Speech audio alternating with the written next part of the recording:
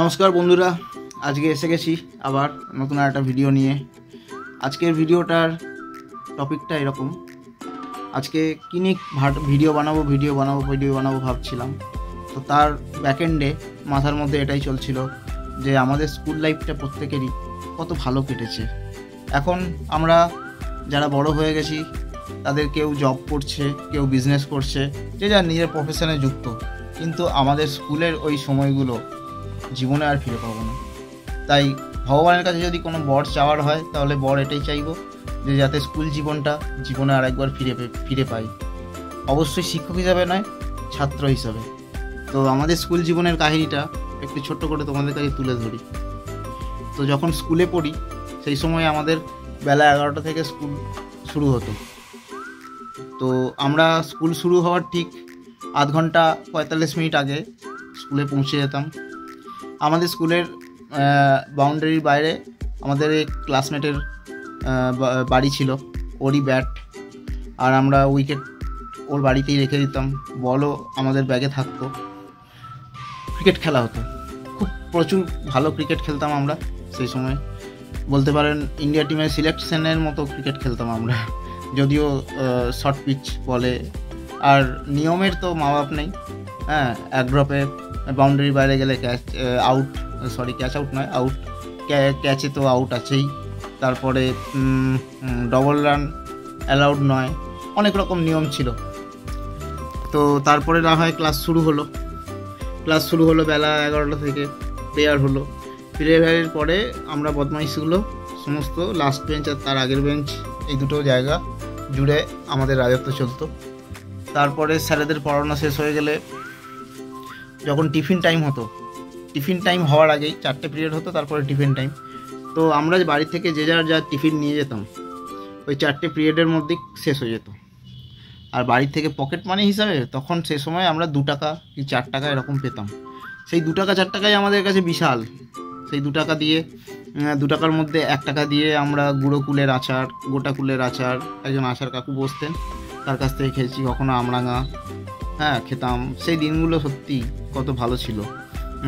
Bathroom করতে যাওয়ার নাম করে বেরিয়ে আমরা সেই কাকুর কাছ থেকে আচার কিনে পকেটে ভরে ক্লাস করতে যেতাম। ক্লাস চলতো এবং সত্যি করেই তখন পড়াশোনায় হয়তো মনোযোগ থাকতো না। আমরা কাটাকুটি খেলতাম কাগজে, আর ওই আচার খেতাম। তারপর টিফিন হলেই আলু কাবলি কাকু ছিল, আলু কাবলি কাকুর কাছ থেকে আলু কাবলি কেনা। তারপরে প্রচুর ছেলে মেয়ে বলছি, আমি বয়েজ স্কুলে পড়েছি, প্রচুর ছেলে একসাথে গেটে ভিড় করে আলু কাবলি কেনা। তারপরে গুঁড়ো কুল বা কুলের আচার কেনা, ঘুগনি, এই সমস্ত কেনা একদম আমাদের রুটিনের মধ্যেই ছিল। টিফিনের সময় একমাত্র আমরা স্কুলের বাউন্ডারির বাইরে বেরোতে পারতাম, কিন্তু সেটা সবার জন্য অ্যালাউড ছিল, আমার জন্য ছিল না। তার কারণ হচ্ছে স্কুলের বাউন্ডারির বাইরে একটু দূরেই হচ্ছে আমার বাবার দোকান। সো বাবা জানতে পেরে যাবে এবং তারপরে আমার খালাস হয়ে যাবে। তো সেই জন্য বাউন্ডারির বাইরে আমি বেরোতাম না। কিন্তু বাউন্ডারির ভেতরেই যে বদমাইশিগুলো আমি করতাম তার প্রতিফলনটা আমি বুঝতে পারতাম যখন আমাদের অঙ্কের টিচার স্বপন স্যার, উনি যে টিউশনস পড়াতেন, আমার দিদি আমার কাছে টিউশন পড়তো। তো স্বপন স্যার দিদিকে বলতেন যে আমরা ভাবি তোর ভাই কখন স্কুল থেকে বাড়ি যাবে, আর তোর বাড়ির লোক নিশ্চয়ই ভাবে যে তোর ভাই কখন স্কুলে যাবে। কেননা আমার উৎপাত ওরা সহ্য করতে পারতো না, ওরা অত্যন্ত বিরক্ত হয়ে যেত। তারপরে তো মার তো ছিলই, আমাদের সময় প্রচুর মার খেয়েছি আমরা, ঠিক আছে, সে বেতের বাড়ি হোক যাতেই হোক। আর যেদিন স্পোর্টস থাকতো, সপ্তাহে একদিন থাকতো, সেই দিন টিফিনের পরের পিরিয়ডই স্পোর্টসটা মেনলি রাখা হতো। সেদিন আর কি 40 মিনিটের টিফিন, সঙ্গে আবার 40 মিনিটের ক্লাস, মানে টোটাল 80 মিনিট ধরে আমাদের খেলা চলতো। বলতে পারেন একরকম শর্ট ক্রিকেটের টুর্নামেন্টই খেলা হয়ে যেত। তারপরে স্কুল থেকে বাড়ি ফেরা 4টের দিকে। এবারে 3:40 আমাদের স্কুল ছুটি হতো। 3:40 থেকে 4:10 অবধি আমরা আবার ক্রিকেট খেলতাম। ক্রিকেট খেলে বাড়িতে বলা থাকতো 4:10 স্কুল ছুটি হবে। তারপরে এক পাল বন্ধু মিলে আমরা সব স্কুল থেকে একসাথে বাড়ি ফিরতাম। তখন খেলা চলাকালীন ছুটির সময়ে একজন বরফ কাকু বসতো, তো তার কাছ থেকে লেবু জল খাওয়া হতো। তো তার কাছে আমরা 2 টাকা দিয়ে গ্লাস নিতাম লেবু জলের, আর ফ্রি চাইতে চাইতে 4 গ্লাস খাওয়া হয়ে যেত। সেই সমস্ত দিন এখন আর নেই, কিন্তু মনে পড়লে খুব ভালো লাগে। সেই বন্ধুদের খুব মিস করি। তবে আমার বেশিরভাগ বন্ধুই সব স্কুলের বন্ধু, এখনও টাচে আছি। এখনও খুব ভালো লাগে সবার সাথে কথা বলতে, আলাপ পরিচয় করতে, পুরোনো দিনের কথা মনে করতে। তারপরে যখন আমরা বাড়ি ফিরলাম, বাড়ি ফিরে শুরু হতো যে পাড়া ক্রিকেট। পাড়ায় যে ক্রিকেট খেলা হতো সেখানে আমি ব্যাট নিয়ে যেতাম। এবারে 15 মিনিটের মধ্যে বাড়ি ফেরার পর 15 মিনিটের মধ্যে রেডি আমরা, যে এবারে চলো খেলা হবে। এবারে খেলা হবে কোথায়? পাড়ার গলিতে। তো পাড়ার গলিতে খেলার সময় টিম করা হতো। টিম করে যত সন্ধ্যা ঘনিয়ে আসতো তত বলের স্পিড বাড়ছে। এবারে কেউ যদি আউট করে দিত, ধরুন আমি ব্যাট করছি, কেউ আমাকে আউট করে দিল, সোজা ইগো হার্ট হতো। বাড়িতে ফিরতাম সন্ধে হয়ে যাওয়ার পরে, পড়তে বসতাম। পড়তে বসে ওই একটাই চিন্তা থাকতো যে পরের দিন যে আমাকে আউট করেছে ওকে আমায় আউট করতেই হবে। এই একটা ছিল মানে কম্পিটিটিভ ভাব। তারপরে ধরুন রান নিতে গিয়ে পড়ে গিয়ে হাত পা ছিঁড়ে যাওয়া, চলে যাওয়া, এসবগুলো তো ছিলই। কিন্তু তারপরেও সেই ছিঁড়ে গেছে, পা কেটে গেছে, রক্ত বেরোচ্ছে, সেই অবস্থাতেও আমরা ক্রিকেট খেলে গেছি, ছাড়িনি। মোদ্দা কথা হলো, এই এতগুলো কথা বললাম, এখান থেকে একটা জিনিস বোঝার আছে যে আমরা হার মানতে কিন্তু 1980s ছেলেমেয়েরা হারিনি। এই যে জীবনে আমাদের ছোট ছোট জিনিস, এই যে ক্রিকেট খেলায় যে আউট হয়ে যাওয়ার পরে আবার ঘুরে দাঁড়ানো,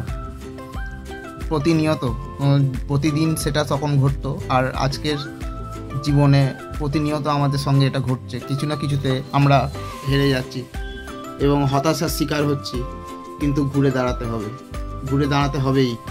এই যে টেন্ডেন্সি, এই যে মেন্টালিটি, সেটা ওই ছোটোবেলার ক্রিকেট থেকেই আসে। এবং সেই ক্রিকেটেরই ইন্সপিরেশনে হয়তো আজকে কলেজ লাইফের কম্পিটিশনের মধ্যে নিজেকে এগিয়ে রাখা, সে যেখানেই হোক, পড়াশোনার দিক থেকে হোক বলুন, বা স্পোর্টসের দিক থেকে হোক বলুন, বা ইভেন্ট ম্যানেজমেন্ট মানে ফেস্ট, টেক ফেস্ট হোক, কালচারাল ফেস্ট হোক, সেগুলোতে পার্টিসিপেট করা, একটা মুখ্য ভূমিকা নেওয়া, সেই সমস্ত জিনিসগুলো, এই পোটেনশিয়ালিটিগুলো তৈরি হয়েছিল কিন্তু আমাদের স্কুল জীবন থেকেই। এখনও অবধি সেই স্কুল জীবনের এই চিন্তাভাবনাগুলোই এখন আমাদের ভরসা, এবং সেই ভরসার জোরেই এখনও অবধি আমরা চালিয়ে যাচ্ছি। জানি না আমরা ঠিক পথে চলছি কি ভুল পথে চলছি, সেটা বোঝা যাবে হয়তো আগামী আরও 10 বছর পর। আজকে যেরকম 10-12 বছর আগেকার ঘটনা স্মৃতিচারণ করে ভালো লাগছে, চেষ্টা করব এখন যেটা করছি সেই জিনিসটা যেন আগামী 10-12 বছর পর যখন নিজেরা মনে করব, স্মৃতিচারণ করব, সেটা যেন আরও মধুর হয়, সুমধুর হয়। আর এইভাবেই যেন ফেলিয়ারকে সঙ্গে নিয়ে সাকসেসের পথে এগোতে পারি। ফেলিয়ার আসবেই, সেখান থেকে আবার যাতে ঘুরে দাঁড়াতে পারি, তার যাতে ক্ষমতা থাকে, এই ক্ষমতাটাকে নিয়েই আবার ঘুরে দাঁড়িয়ে নতুন করে কিছু শুরু করা, তার ইন্ধন জোগানো, এই জিনিসগুলো কিন্তু আমরা সব স্কুল লাইফ থেকেই পেয়েছি। আমি জানি না কার স্কুল লাইফ কেমন কেটেছে, তবে আমাদের ব্যাচের, মানে আমি 2006-এ মাধ্যমিক দিই, তো আমাদের ব্যাচের 19-20 সকলেরই আশা করি মানসিকতা এরকমই, এবং সকলেই আমরা ঘুরে দাঁড়াতে ভালো করেই জানি, সে যে কোনো পরিস্থিতিতেই হোক, যে কোনো ফিল্ডেই হোক। তো আপনারা যারা যখন স্কুলে পড়তেন, আপনাদের কি স্মৃতি আছে একটু কমেন্টে জানাবেন। আর সঙ্গে বন্ধুদের সাথে মারপিট, এটা তো ছিল একটা, মানে খেলায় জেতা হারার পরেই শুরু হতো, প্রত্যেক দিন মারপিট শুরু হতো। কখনো কখনো মারপিট এই লেভেলে চলে যেত যে গেঞ্জি জামা প্যান্ট এসব ছেঁড়া হয়ে যেত, মানে বাড়ি ফিরছি গেঞ্জি জামা প্যান্ট ছিঁড়ে গেছে মারামারি করতে করতে, হাত পা ছলে গিয়ে একাকার কাণ্ড। হ্যাঁ, তারই মধ্যে গ্রীষ্মকালে ফুলাতে জামা পরে আসি যাতে বাবা না দেখতে পায় হাত কেটে গেছে, তাহলে জিজ্ঞাসা করবে কি হয়েছে না হয়েছে, ঢাকাটাকে মানে যেটা ছিঁড়ে গেছে সেটাকে যাতে বাবা না দেখতে পায়, তাহলে আরও মার পড়বে। তো এই ধরনের বাবার উপর একটা ভয় সবসময়ই কাজ করতো। তো এই ভয়কে সঙ্গে নিয়ে আমাদের স্কুল লাইফে যে আমরা এগিয়ে চলেছি, সেটা কিন্তু আজকে 10 বছর পর 12 বছর পর সেই জিনিসগুলো প্র্যাকটিক্যাল লাইফে খুবই কাজে লাগছে। তাই আপনারা বা তোমরা যারা এখনও স্কুল লাইফে রয়েছো, স্কুল লাইফটাকে খুব ভালো করে এনজয় করো, তার একটা স্মৃতি, এটা ভালো স্মৃতি তৈরি করে রাখো, একটা বড় সড়ো একটা ড্রামা স্কুল লাইফে তৈরি করে রাখো, যেটা তোমার বাকি জীবনের ইন্ধন হয়ে থাকবে। আর ভালো ভালো বন্ধু বানাও, কেননা পৃথিবীতে আমরা একা এসছি, একাই যাবো, এটা ঠিক, কিন্তু মাঝখানের যে সময়টা, সেখানে আমাদের সমাজের মধ্যে থাকতে হয়, তো সেখানে মানুষের সাথে মানুষের একটা সম্পর্ক থাকাটা খুব জরুরি। আর আমার মনে হয় বাবা মায়ের সাথে সম্পর্কের পর বন্ধুত্ব সম্পর্কটাই সবথেকে বড় সম্পর্ক। আমি তো আমার বন্ধুত্ব সম্পর্কের জন্য আমার সব কিছু বিলিয়ে দিতে রাজি। তো আমার মতো পাগল আপনারা কে কে আছেন প্লিজ কমেন্টে জানাবেন। ভিডিওটা কেমন লাগলো কমেন্টে জানাবেন প্লিজ। আর আপনাদের স্কুল লাইফের কোনো ঘটনা যদি আপনাদের মনে পড়ে, আমার ঘটনার সাথে যদি মিল পান, তাহলে প্লিজ একটা রেড হার্ট কমেন্টে দিয়ে দেবেন। আর ভিডিওটা ভালো লাগলে বন্ধুদের সাথে শেয়ার করে দেবেন, পেজটা ফলো করে দিন প্লিজ, আর চ্যানেলটা সাবস্ক্রাইব করে দিন। Signing off, storyteller HD, peace out.